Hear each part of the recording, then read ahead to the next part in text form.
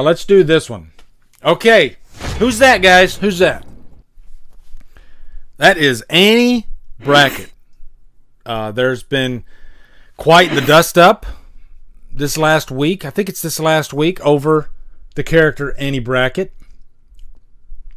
All right, let's see. It all started. Let's start at the beginning, okay? Jason from Sinister Cinema Reviews. We chat with each other back and forth all the time. He sent me this message and he said, "Dude, I'm gonna blow your mind right now." And I said, "Hit me with it. I like to have my mind blown. Hit me with it." He says, "I had this subscriber or viewer send me this message, long message, stating why Annie was the primary target and not Laurie in the first Halloween." I said, "Interesting. I'm open to anything, okay? This is my favorite movie, but I love fan theories." And so yeah, I was definitely going to humor him. Then I read it, and it, like, a lot of things started clicking, like, oh my God, this really does have some weight to it. It really does have some weight to it. And let me kind of walk you through it, okay? Opening of the movie, Laurie walks up to the Myers house, gets the key. There's Myers. He's standing behind her as she's walking down the sidewalk, right? It's obvious that he's interested. He's interested in Laurie. What's going on? Nothing too crazy, He doesn't chase her down that sidewalk with a knife and just start stabbing her. No. He's not violent at all, actually. He's just breathing heavy. Okay. When does Myers become aggressive? And that doesn't necessarily mean like physically punching anybody. Just kind of pissed off, triggered. Okay. Annie and Laurie are walking home from school, and Annie says, "Hey, jerk, speed kills." What does Myers do? He slams on his brake, and then he is fucking pissed. Like, how dare you? And he doesn't slam on his brake and then keep going. He stops and lets himself cool down for a second, I'm assuming. He's pissed, though. Okay. So then, later, Myers pretty much does a beeline straight to Annie's house. He probably spends he does spend the most time with the character Annie throughout the movie. And he's toying with her. That picture right there, he's standing behind her.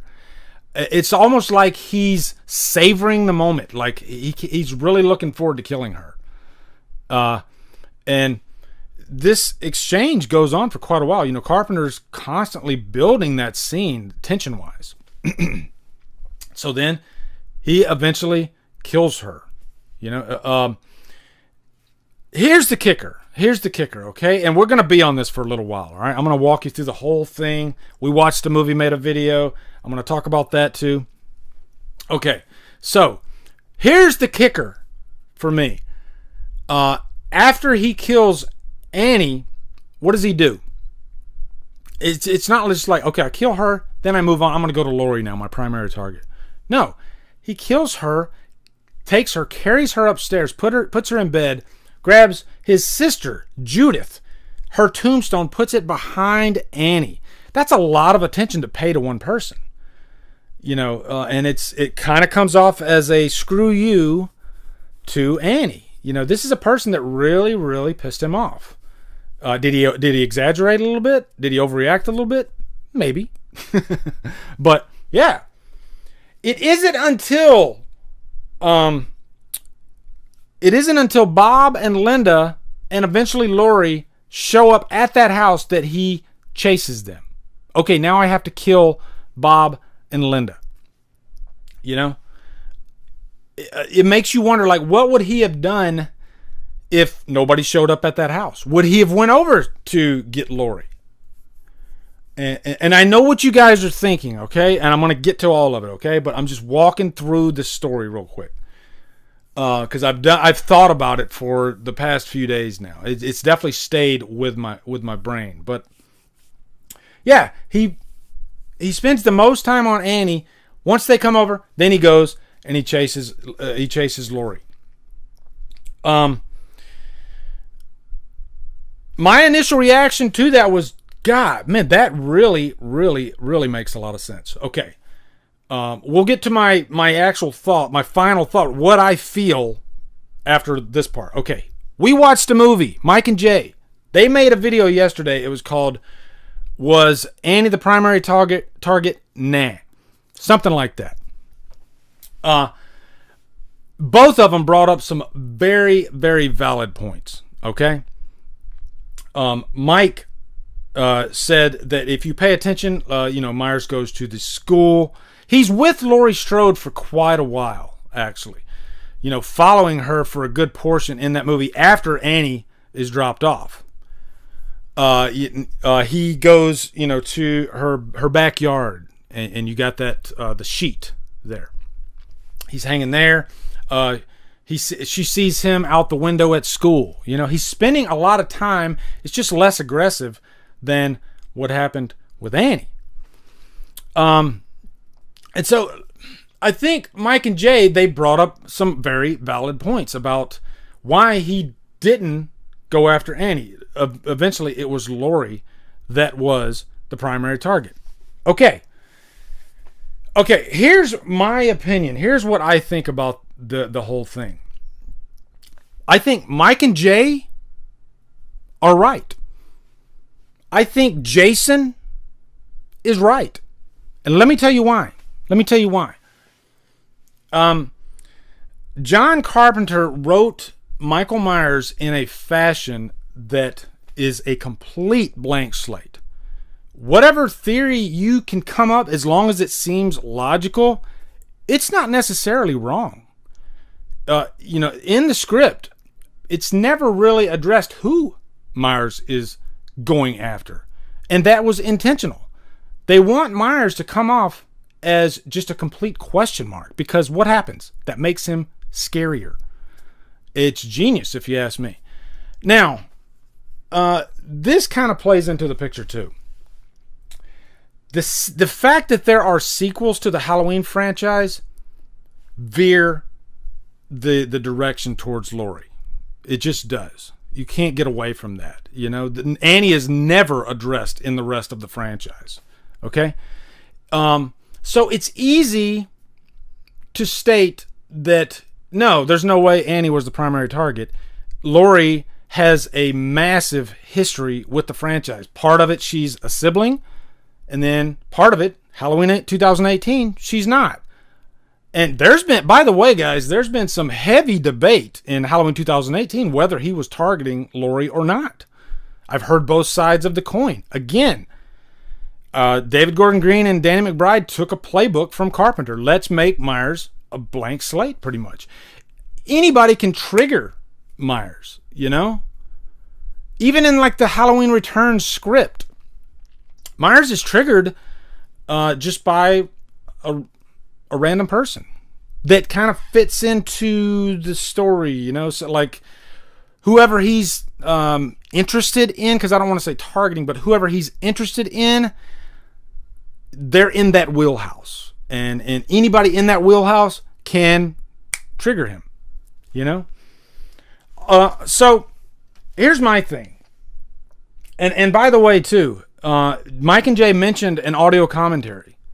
And they're right. In that audio commentary, I think when Carpenter was writing this movie, I don't think he was writing down, side note here, Annie is the primary target, not Laurie. I don't think Carpenter was doing that. I think, and if you said Annie was the primary target, you'd probably be wrong. I don't know if Carpenter had in his mind that Laurie was the actual target when he was writing that script. Maybe he did. I don't know. But what I'm saying is what's on the screen, what the viewer sees. All right, now, let's pretend that the sequels do not exist, okay? let's pretend that the first Halloween is not called Halloween. Let's pretend that it's called Orange Gravy, okay? I'm just coming up with a name right now. Orange Gravy. Let's pretend that this is a movie called Orange Gravy. We have characters Laurie, Annie. There are no sequels to Orange Gravy for the rest of eternity, okay? We're watching this movie for the first time.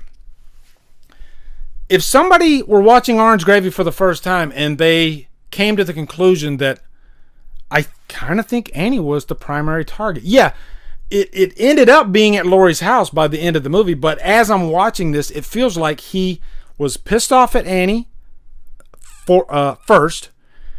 He took it out the hardest on Annie by literally taking his tombstone of his dead sister and putting it behind. That's some cold shit. That's a hard fuck you to the person that you just killed. He didn't do that to Laurie. And Laurie, Bob, and Linda come to the house, and then he goes after them. Okay, Orange Gravy, if you told me that Annie was the primary target, I would believe you. I would say, yeah, that kind of makes sense. He's a blank slate.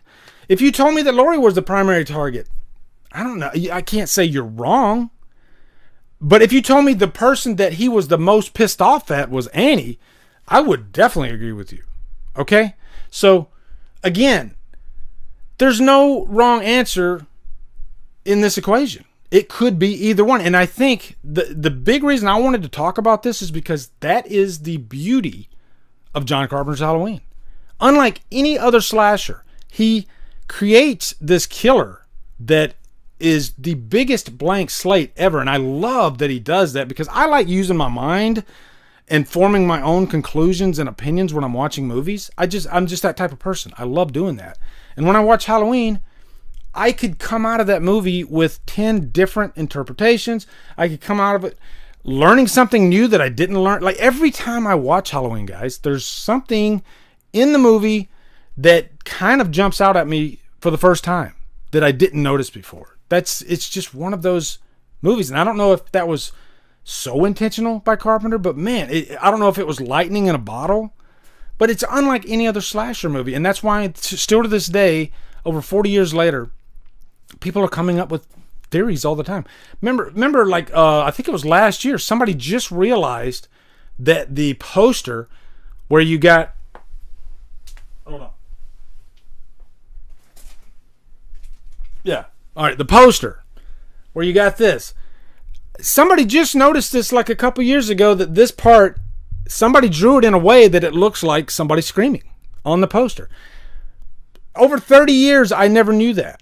You know, there's so many little hidden nuggets and details in Halloween that just kind of, you know, it's just interesting. It just sticks out. So, yeah, that's my take on it. I'm kind of, you know, I don't have a hard answer. I don't.